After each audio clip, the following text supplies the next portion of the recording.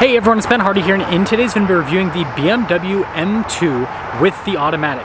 Before we get into this video, I want to give a huge shout out and thank you to the BMW of Pleasant Grove, Utah for giving me some time with this M2. I'm going to include a link to their website in the description down below so you can check what they have currently. If you have any questions, just ask for Joe. And then on a side note, if you want to save time and money the next time you purchase a car, link to my car buying guide in the description down below. Let's get into it.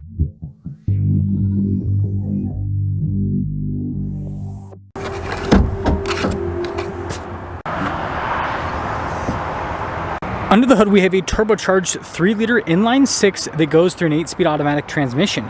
Fuel economy is 16 around town and then 23 on the highway, with power outputs being a whopping 453 horsepower and then 406 pound-feet of torque.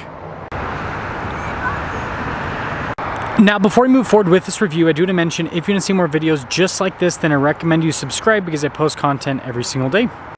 So starting with the hood of the M2, you guys can see how it raises towards the center. I think that's a really cool design detail. Makes it look more muscular. And then popping down below, the headlights here at the M2, definitely unique. And I love how open it is here at the bottom, especially with the grille. And it's very boxy looking for a sports car. And putting it all together, what do you guys think about the overall front end design of the M2? Now around the side here, our tire wheel setup is 275, 35, 19 in the front, and then 285, 30, 20 in the rear. So a slightly staggered setup here with the wheels. You can see the wheels themselves are all blacked out. You also have the red brake caliper as well, which is a nice contrast. And then the M2 has these very chunky fenders, and then you guys can see with the bodywork here on the side, it's all painted black just like everything else, and same thing with all the trim on the side. And then here is your full side view with the M2. Now taking a look at the key fob, we have our lock and unlock function. We also have the opening here for the trunk. You can see the BMW logo, and then we got the M colors on the side. And popping into the cargo area, you can see that although the M2 is not a very large car, it's got a decent amount of cargo space here in the back. And then when you're all done, just plop that down. You guys can see the low profile spoiler, apparently I can't talk this morning. And then look at the taillight design, really cool. And then one of my favorite design details is you guys can see the carbon fiber wrapped around the exhaust tips. I think that just makes the car a little bit cooler. Sorry about the lighting with this shot, but putting it all together, what do you guys think about the looks on this all blacked out M2?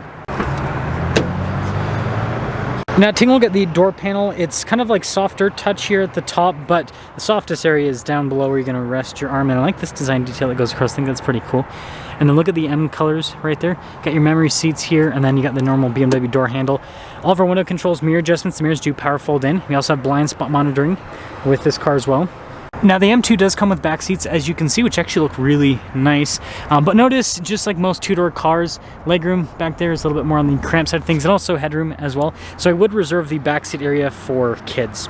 And then I love this on the seats with all of the M colors, and then it says M2 there at the top.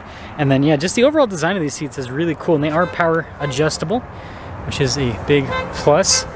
And then you guys can see here with the pedals down below, and then we got all of our light controls here on the side.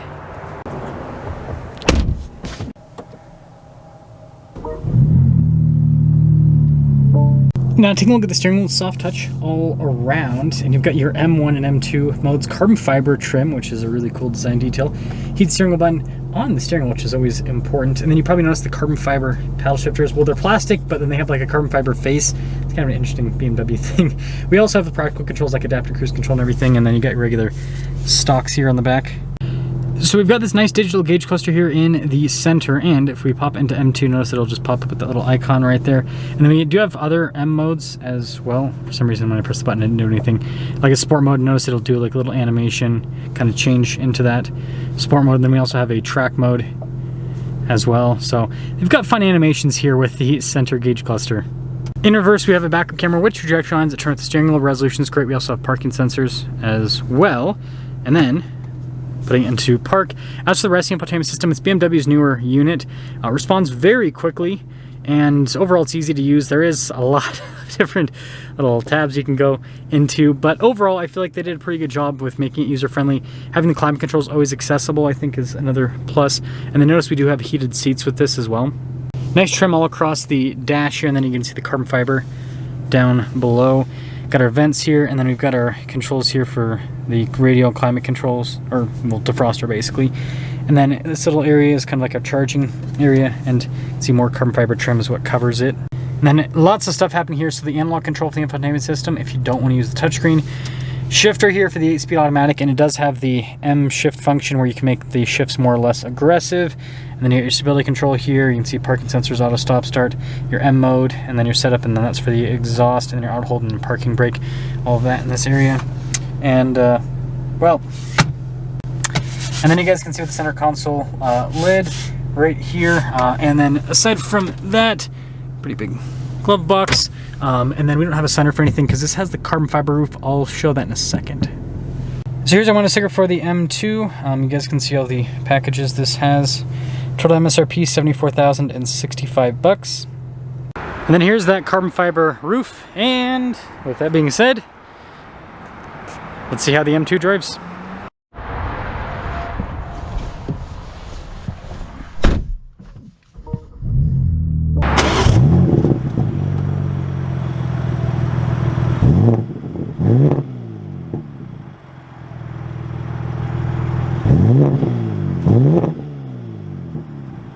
Well, let's talk about visibility before we set off. And first off, we'll get that off the window. Here's your visibility over the hood, and you can see the heads-up display. Both the mirrors do a blind spot warning throughout the rest of the rear. And so, laws of the land here. I can't take cars off the lot at this particular store, so we're gonna have to make do with what we have. But you know, if you guys want me to, like, I'm sure that I'll have more M2 reviews in the future. If you want me to do a more comprehensive driving review, if I see one pop up, you know, pre-owned at where I can do that, then we'll go with that. But we'll make do with what we have today. I will say, this feels very similar to the transmission tuning that you see with other BMW M cars. It really doesn't feel any different, and that's one thing that's interesting about this new M2 is it feels very similar to, you know, the M3 and the M4, whereas the M2 used to feel a little bit more differentiated from those cars in the past. We'll kind of get on it a little bit here. Yeah, the transmission feels the same as what you have in the M3 and the M4. And the powertrain, just with how it delivers power, again, it feels very similar. I think I might be on the team that likes this more than the manual transmission.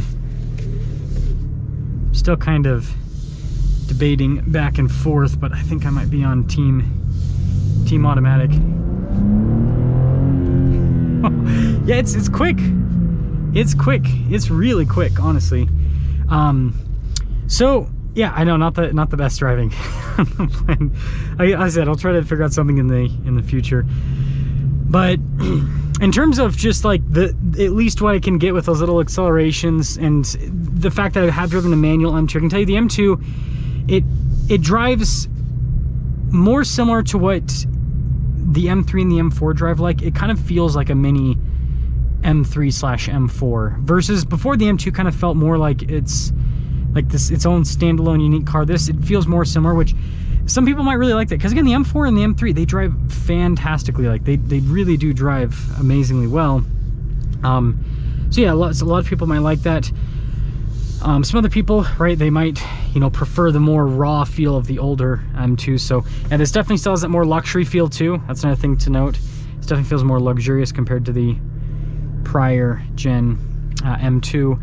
And yeah, with the automatic, I mean, yeah, this might be sacrilege, but I think that I like it more than the manual with this particular car. The manual's really fun, don't get me wrong, but this automatic is so good. And just with the powertrain and, whoops, I accidentally put it in neutral there. Just with the powertrain and how this car is set up now, I don't know, I think it just makes more sense. Like, I see someone daily driving this, and you can daily drive a manual, no problem. Like, that's not a problem at all. But yeah, I don't know. I think you could have just as much fun with this with the automatic as you have in the manual, and like canyon driving and all that kind of stuff.